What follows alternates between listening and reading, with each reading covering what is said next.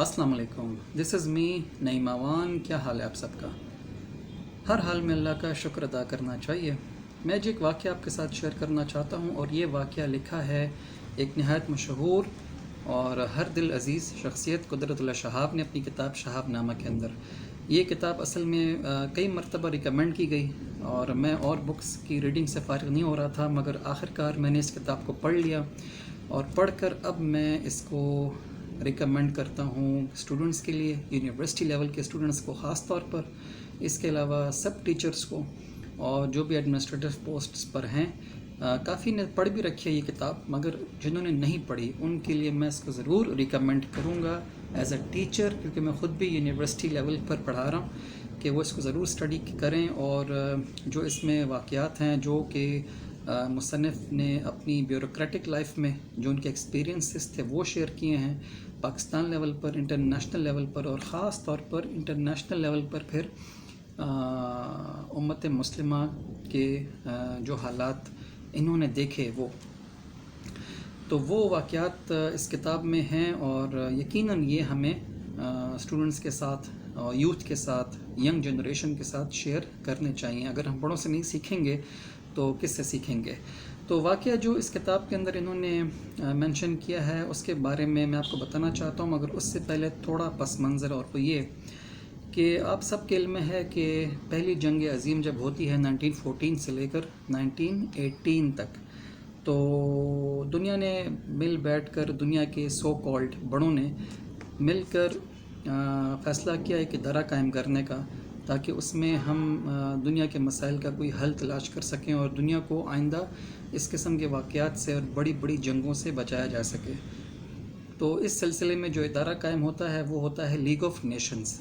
मगर होता क्या है, दुनिया ने फिर एक जंग देखी, सेकेंड वर्ल्ड वॉर, जो 1939 से 1945 तक लड़ी गई, और इसके बाद फिर इन्होंने फ़ैसला किया एक और इदारा कायम करने का, ताकि हम दुनिया को इस किस्म के वाक़यात से बचा सकें। और तब जो इदारा कायम होता है वो होता है यूनाइटेड नेशंस। तो लीग ऑफ नेशंस पहले कायम हुआ, फिर वो ख़त्म हुआ, और उसके बाद अक़वाम मुत्तहिदा के नाम से एक इदारा कायम होता है। और फिर दुनिया में क्या हुआ, जो कुछ अमेरिका ने किया मुसलमान ममालिक में, यूएन कुछ भी नहीं कर सका, ना ही उनको रोक सका। तो एनीवेज़, जो वाक़या इन्होंने शेयर किया है वो है जी, यूनाइटेड नेशंस का एक इदारा है यूनेस्को के नाम से, United Nations educational, scientific and cultural organisation. इनका एक इजलास होता है 1968 में, और इस इजलास में मुसन्निफ़ लिखते हैं कि मैं पाकिस्तान के सरकारी वफ़द के साथ 1968 में इस इजलास में शिरकत करने के लिए गया। तो ज़ाहिर है सारी दुनिया से ही डेलीगेशंस आई होती हैं इस तरह के, जब भी कोई हाई प्रोफाइल मीटिंग्स होती हैं दुनिया में। तो इन्होंने लिखा कि कुछ अरब ममालिक के नुमाइंदे भी थे वहाँ पर। उन्होंने एक बात बताई, अब ये बात बताने की है। उन्होंने बताया कि जो जिस सरज़मीन पर इसराइल कब्ज़ा कर चुका है, कंट्रोल अपना हासिल कर चुका है, वहाँ जो फ़लस्तीनी बच्चे आए हैं, उन बच्चों को अब इसराइली यहूदी अपना बनाया हुआ मवाद पढ़ा रहे हैं स्कूल्स के अंदर। और किस तरह यूनेस्को ने स्कूल्स कायम किए बच्चों के लिए, मुसलमान बच्चों के लिए, और मुसलमान टीचर्स को रखा, तनख्वाह पर रखा।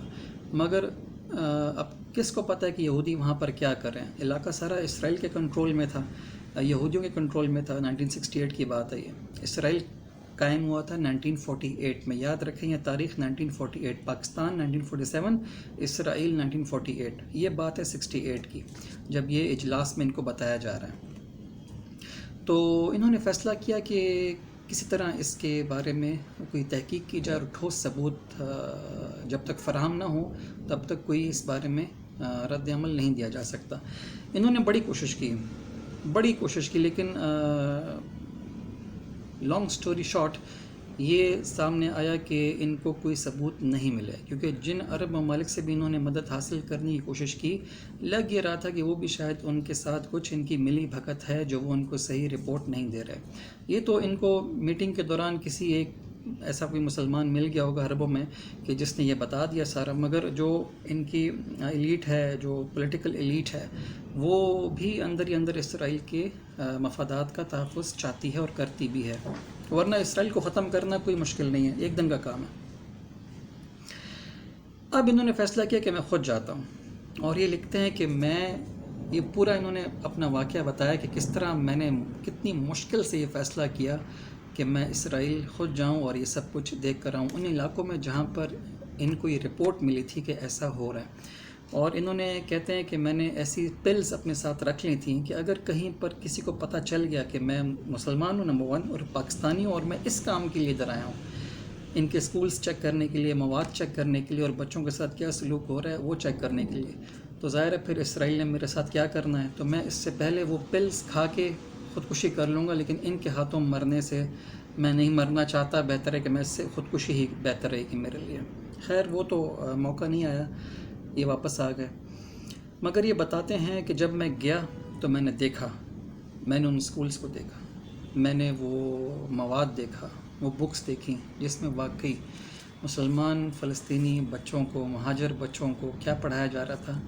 ان کے مواد میں ایسی ایسی باتیں تھیں جو کہ ایون پروفٹ آف اسلام کی بھی ان کی ذات پر حملے، ان کے جو اسلام ہے، اسلام کے بارے میں غلط معلومات، ایون اسلامک ہسٹری کو ڈسٹارٹ کر کے بتایا جا رہا تھا۔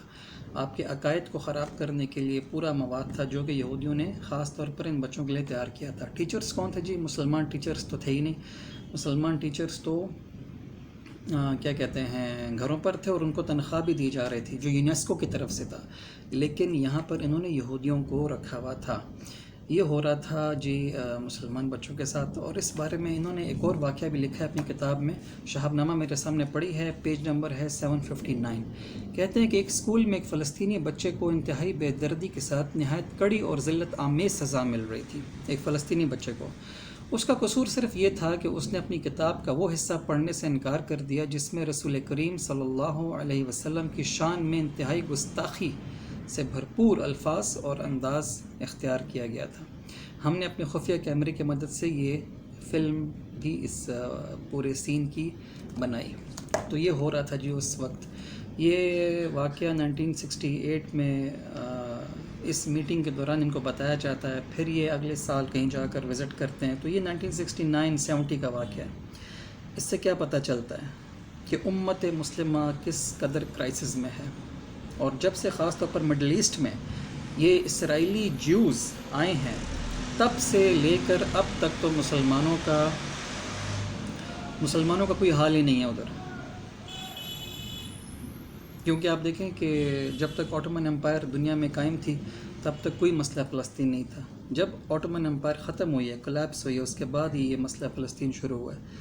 تو یہ حال تھا امت کا، اور یہ ابھی بھی ہو رہا ہے۔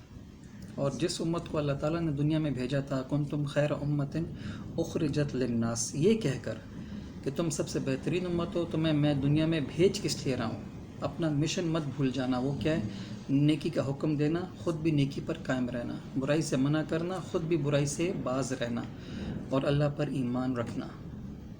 اس امت کے بچوں کے ساتھ یہ ہو رہا ہے۔ دوسری بات کیا پتہ چلتی ہے کہ اسکول کتنا امپورٹنٹ ہوتا ہے، یعنی کہ وہ صرف اپنے بچوں کو تیار نہیں کر رہے ہیں، ان کو موقع ملتا ہے تو وہ مسلمانوں کے بچوں کو بھی اپنے ساتھ مستقبل میں مقابلے سے باز رکھنے کے لیے، تاکہ یہ ہم سے مقابلہ نہ کریں، یہ ہماری لائنز پر چلیں، ان کو بھی اپنی جو بھی اسٹریٹجی ہے اس کے مطابق ان کی تعلیم اور تربیت وہ کرتے ہیں اگر ان کو موقع ملے۔ اور دوسری طرف میں اس وقت پاکستان میں بیٹھا ہوں، پاکستان کے ایک شہر میں بیٹھا ہوں، پاکستان میں دیکھوں یہاں تو کوئی دشمن نہیں ہے، یہاں تو کوئی انگریز نہیں ہے، کوئی جوز نہیں ہے، ہمارے دشمن نہیں ہیں جن کو ہم اپنا دشمن کہتے ہیں، ہم تو خود اپنے دشمن ہیں۔ ہم اپنے بچوں کو کیا پڑھا رہے ہیں اسکولز کے اندر؟ ہم نے کیا بنانا ہے ان کو 10 15 یا 20 سال 25 سال تعلیم کے بعد؟ کوئی پوچھے ان سے کہ آپ نے بنانا کیا ہے اس کو؟ یہ تو جتنا رزق اس کی قسمت میں لکھا ہے وہی اس کو ملے گا، چاہے آپ اس کو جتنی بڑی ڈگری دے دیں، لیکن آپ نے اس کو بنایا کیا؟ آپ نے اس کو کیا سکھایا کہ تم نے بڑے ہو کر کیا کرنا؟ یہودی بچوں کو بتایا جاتا ہے کہ یہ مسلمان تمہارے دشمن ہیں، یہ عرب مسلمان تو خاص طور پر تمہارے دشمن ہیں، اور یہ اس پیغمبر کے فالوورز ہیں جس نے ہمارے ساتھ آ کر یہ سب کچھ کیا، جنگیں کی، اور جو ان کے ہاں جو پڑھایا جاتا ہے۔ ہم کیا پڑھا رہے ہیں، ہم بچوں کو کیا تربیت دے رہے ہیں کہ آپ نے بڑے ہو کر کیا کرنا ہے ایک مسلمان کی حیثیت سے. یہ بھی اس میں غور کرنے کی بات ہے. تو اینی ویز یہ واقعہ میں آپ کے ساتھ شیئر کرنا چاہتا تھا اس کتاب سے، قدرت اللہ شہاب کی. اس کو ضرور پڑھیے گا، اس میں اور بھی بہت کچھ ایسے واقعات ہیں جس سے ہمارے لیے عبرت کا سامان موجود ہے. اور ہم یہ دیکھ سکتے ہیں کہ اس دور میں پاکستان کے اندر یا انٹرنیشنل لیول پر کیا ہوتا رہا اور آج کیا ہے، ہم نے کتنا امپروو کیا اور کتنا ہم اپنی پرانی ہی ڈگر پر چل رہے ہیں. Thank you.